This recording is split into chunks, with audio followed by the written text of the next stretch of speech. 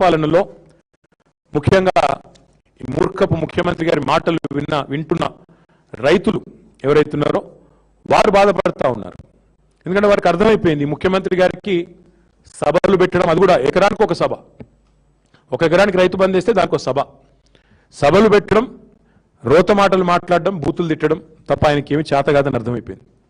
ఒకవైపు రైతులు ఏడుస్తున్నారు రోడ్ల మీద పడి, ఆ యూరియా యాప్ తీసేయండి నాయన, ఏమీ దౌర్భాగ్యం, మా దగ్గర కనెక్టివిటీ ఉండదు, స్మార్ట్ ఫోన్లు ఉన్నాయి, ఆ యాప్ ఏంది, దాని లొల్లేందని నిజామాబాద్లో, కరీంనగర్లో రైతులు ధర్నాలు చేస్తున్నారు రోడ్ల మీద. కానీ ఉలుకు లేదు, పలుకు లేదు, కనీసం పట్టించుకునే నాదుడు లేదు. ఆదిలాబాద్లో ధాన్యపు కుప్పల మీదనే మన పాండురంగాన్ని రైతు ఆత్మహత్య చేసుకుంటే బోత్ నియోజకవర్గంలో మేము పోయినాం, అందరం మా ఎమ్మెల్యేలు మేము అందరం పోయి ఆ రైతు కుటుంబాన్ని పరామర్శించి ఓదార్చి వాళ్ళకు కొంత సాయం చేసి ధైర్యంగా ఉండండి, చచ్చిపోవద్దు, ఇంకో 2 నెలల్లో మళ్ళీ కేసీఆర్ ప్రభుత్వం వస్తుంది, మీరు భయపడకండి అని చెప్పి ధైర్యం చెప్పి రావాల్సిన పరిస్థితి. ధాన్యం కుప్పల మీదనే వాళ్ళ రైతులు ఆత్మహత్యలు చేసుకుంటే వాళ్ళ పట్టించుకున్న నాదుడు లేడు, పోయి పరామర్శించిన మంత్రి లేడు. మొన్నటిదాకా డైలాగులు కొట్టినాడు ఈయన, ఇదే రేవంత్ రెడ్డి గారు, పెద్ద తీస్మార్ ఖాన్ లాగా కేంద్రం మీద యుద్ధం చేస్తా, ఎట్లా కొనడో చూస్తా, అన్ని గింజలు కొనిపిస్తా చివరి గింజ దాకా అని పెద్ద తీస్మార్ ఖాన్ డైలాగులు కొట్టిండు. సడన్ గా ఏమైందో మళ్ళీ ఇప్పుడు మోడీ ఎంత చెప్తే గంతే కొంట, ఎన్ని గింజలు కొనమంటే గంతే కొంట అని ఇప్పుడు బుడ్ర ఖాన్ మాట్లాడుతున్నాడు. డైలాగులు ఒకసారి ఏమో తీస్మార్ ఖాన్ లాగా, ఇంకోసారి చేతల కడికి వచ్చేసరికి మాత్రం బుడ్ర ఖాన్ లాగా తప్పించుకునే పరిస్థితి. వాళ్ళ రైతులు అడుగుతున్నారు, వరి కొనవు, మొక్కజొన్నలు కొనవు, పత్తి కొనవు, ఏది కొనవు, జొన్నలు కొనవు, మరి ఎందుకు నువ్వు ఉన్నది, నీ ప్రభుత్వం ఉన్నది ఎందుకు? గతంలో మీరే కదా అన్నది రేవంత్ రెడ్డి గారు, మీరు మధ్యలో బ్రోకర్వా, మోడీ కొనకపోతే నువ్వు కొనకపోయేందుకు 10,000 కోట్లు ఇస్తే నేను మొత్తం కొంటా, బోనస్తో సహా ఇస్తాను నువ్వే చెప్తీవి కదా. ఇప్పుడు చేతనైతే లేదా, నడుపొస్తలేదా?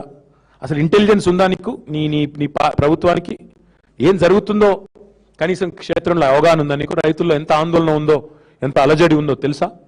ఎంత తీవ్రమైన ఇరిటేషన్ ఉంది రైతుల్లో. ఎక్కడికక్కడ యూరియా విషయంలో మీరు చేస్తున్న దుర్మార్గాలు, యూరియా ఇవ్వడం చేతగాక.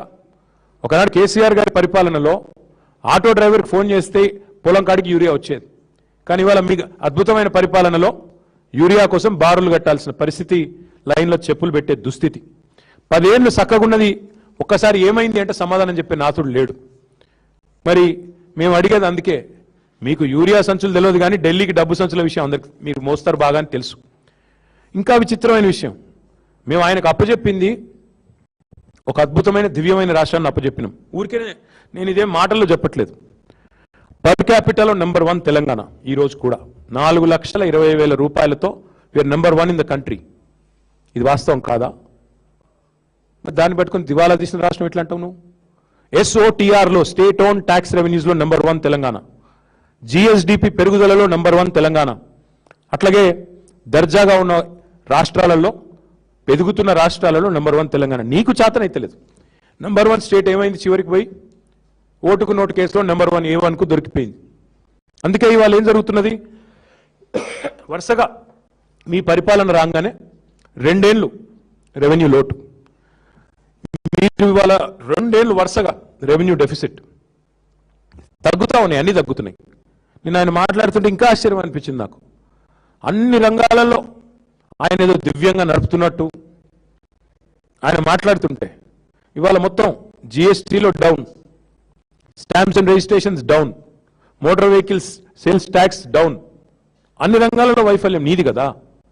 ఒక్క మందుగమనం తప్ప మిగతా అంతా మందగమనమే కదా. ఇది వాస్తవం కాదా? నేను ఆయన మాట్లాడుతున్నాడు, లిక్కర్ ఏదో బాగా పెరిగింది కేసీఆర్ టైంలో. ఇలా నేను అడుగుతున్నా, మరి నీ ప్రభుత్వంలో నీకు అంత ఇంట్రెస్ట్ ఉంటే బంద్ చేయి, మొత్తం బెల్ట్ షాపులు మూసేయి, మద్యపాన నిషేధం పెట్టి, నేను ఎవడాపుతున్నాడు పెట్టు, అంత బాగా ఇబ్బంది ఉంది కదా నీకు. ఇది చేత కాకుండా ఇష్టం వచ్చిన మాటలు. ఏం చేసినావు నువ్వు? అడ్డగోలుగా అప్పులు తెచ్చావు 4 లక్షల కోట్లు, అడ్డంగా ఎక్కడికక్కడ భూములు అమ్ముతున్నావు. అందులో మొత్తం సగం మళ్ళీ నీ అనుయాయులకు, నీ బ్రదర్స్కు, ఇవన్నీ కూడా. మరి పోనీ 4 లక్షల కోట్లు అప్పు చేసి ఏం చేసినాడయా రేవంత్ రెడ్డి గారు అంటే, రైతులకు రైతు బంధు పైసలు ఎగవేత, పిల్లలకు ఫీజు రీయింబర్స్మెంటు ఎగవేత, ఉద్యోగులకు డిఏలు PRC ఎగవేత, రిటైర్డ్ ఉద్యోగులకు రిటైర్మెంట్ బెనిఫిట్స్ ఎగవేత, మహిళలకు మహాలక్ష్మి ఎగవేత, వృద్ధులకు పెద్దలకు 4 లక్షల పెన్షన్ ఎగవేత్తా, ఒక్క ప్రాజెక్టు కట్టింది లేదు. కానీ కుల